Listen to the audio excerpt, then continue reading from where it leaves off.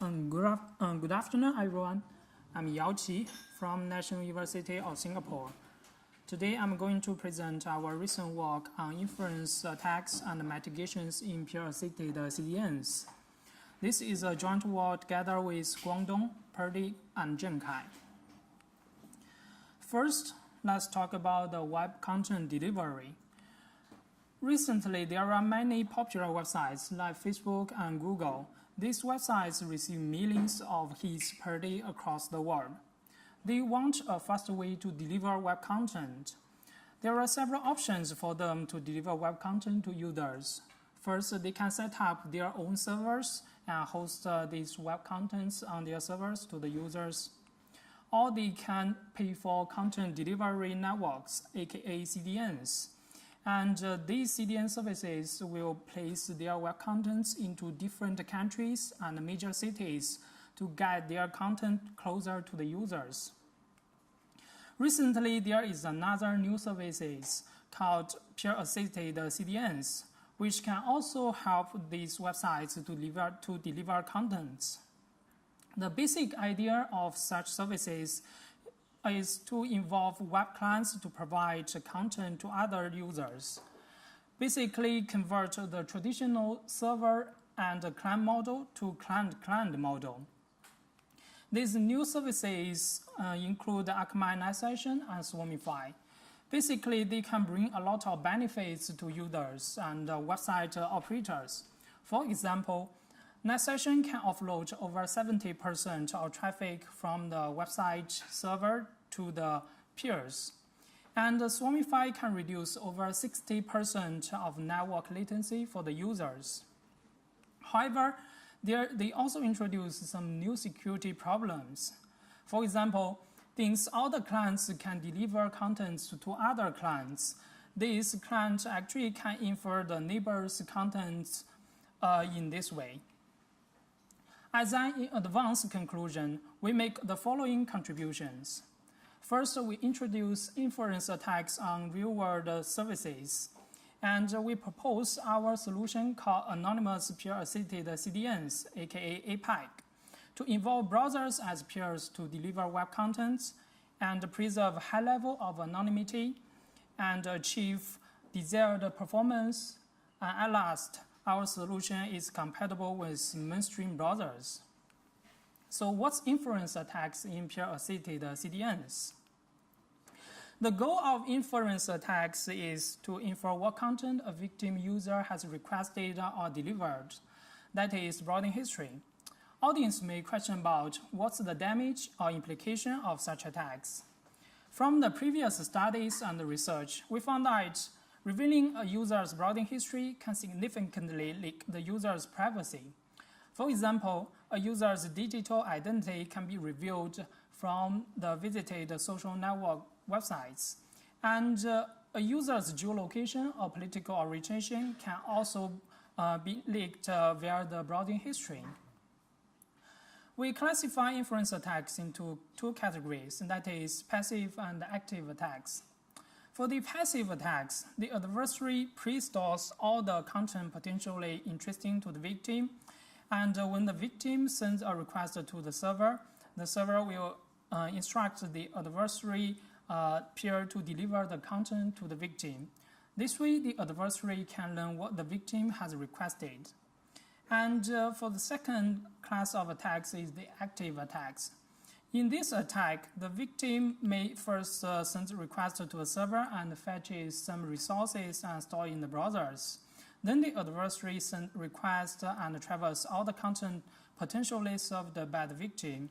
And then the server instructs the adversary directly fetch these resources from the victim. This way, the adversary can learn what content the victim has served. We launch our inference attacks on three real-world services, that is, Swarmify, BTV, and PPSP. These services basically use users to deliver static resources like images or stream live videos to other users.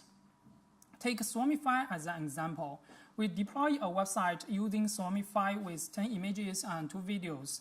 and place a victim peer to request and store resources from these websites, and place another adversary in the same network of the victim, and it also requests and serves resources from the websites. From our experiments, we found that basically for all the three services, there is no defense against inference attacks. That is, the adversary can observe all resources from or to the victim.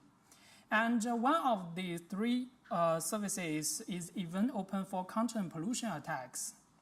Now we can see inference attacks are a real threat to peer-assisted CDNs. So how can we mitigate such attacks? We propose our system called anonymous peer-assisted CDNs. The goal, we consider a peer who initiates the request as the initiator and a peer who responds to the request as the responder. We consider an honest but curious adversary which follows protocols, and CPU attacks, denial of services attacks are out of scope. We have three goals for our system. One is the anonymity. Our system should conceal a user's identity to unlink her ID with her online trace. And also, performance and compatibility are also within our considerations. One intuitive idea to achieve these goals is to utilize ARNI routing techniques. However, we found that directly applying ARNI routing techniques on peer-assisted CDNs is not enough. The basic idea of ARNI routing is to encapsulate messages in layers of encryption. For example, when a user sends a message to a destination, the user first fetch a set of nodes from a directory server and increase the message layer by layer, and then send the encrypted packet to the intermediate nodes. Each intermediate node peels off one layer of the encrypted packet until to the destination. However, we found there are several limitations of such naive solution. First, this solution can only preserve initiator anonymity. That means the responder doesn't know who is the initiator of the request. However, the initiator knows who the responder and who are the intermediate nodes in the circuit. And since the initiator has to communicate with the intermediate nodes to set up the circuit, there is non-negligible circuit setup latency. And also, by default, all the intermediate nodes are chosen globally at random, so the data transmission via the circuit can cause huge performance overhead. To address these limitations and achieve the three goals, we introduce various ideas in our system. First, we use peer server to directly construct the peer for each circuit for each request instead of peers. This way, both initiator and responder don't know each other. And also we introduce region-based circuit construction. The peer server directly chooses intermediate nodes in three regions near initiator, responder, and globally at random. We also use a new feature of HTML5 called WebRTC to make our contributions compatible with all the mainstream browsers like Chrome and Firefox. Now let's go through the workflow of our system.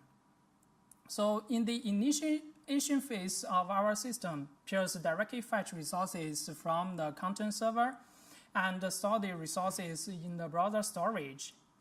After there are enough peers in the system, peers can directly fetch resources from the other peers. For example, when a peer sends a request to a peer server, the peer server instructs the initiator to send a request via an OR circuit to the responder, and the responder responds via the same circuit in a reverse manner to the initiator. Then the initiator reports the successful request to the peer server. Let's zoom into the details of region-based circuit construction. So when peers join the system, they upload their public key to a peer server. When a peer sends a resource request to a peer server, the peer server first selects a peer which has the requested resource as the responder, and then select a candidate set of peers near the initiator, and choose some of the nodes near in this region, and then select a candidate set of peers in near responder, and choose some intermediate nodes in this region. The remaining intermediate nodes are selected globally at random. Then the peer server encapsulates the request with layer encryption and sends back to the initiator. The initiator sends the encrypted packet to the intermediate nodes, and each intermediate node peel off one layer until to the responder. The responder gets the plaintext of the request and then prepare content with encryption of the symmetric key from the request, and then responds with this encrypted packet via the circuit in a reverse manner to the initiator. The initiator gets the plaintext of the content and then sends the successful request to the peer server. Now we all know how our system works. So what's the anonymity guarantee of our system? We use the standard method called degree of anonymity to measure the uncertainty of identifying the initiator or responder in the anonymity site. After the observation of the adversary, the uncertainty of identifying a peer as initiator or responder decreases. The idea behind this method is to measure the degree of the remaining uncertainty. If you are interested in the analysis part, please take a look at our paper. Here I show you how to select parameters to achieve high level of anonymity. So basically, for the website operators, she can choose a large maximum number of intermediate nodes or a smaller fraction of intermediate nodes near the initiator or responder, or use a large total number of peers in the network. All these parameter selections can lead to a high level of anonymity. In conclusion of our analysis, when the maximum number of intermediate nodes is larger than 2, our system can preserve the standard degree of anonymity, which is achieved by previous work. We also evaluate our system. We consider a common scenario that CDN operators can place as servers in major cities. However, there are some users are not located in those cities. These users may have major latency to fetch resources from the edge servers. We deploy a site providing images of different size and place content server, peer server in one city and 100 peers in another city. For the first experiment, we measure the network latency reduction. The baseline is the time that a user directly fetch resources from the content server. And we also measure the performance of Swarmify and our system in different settings. From this figure, we can clearly see that for a 4-node circuit, our system can provide around 50% of latency reduction.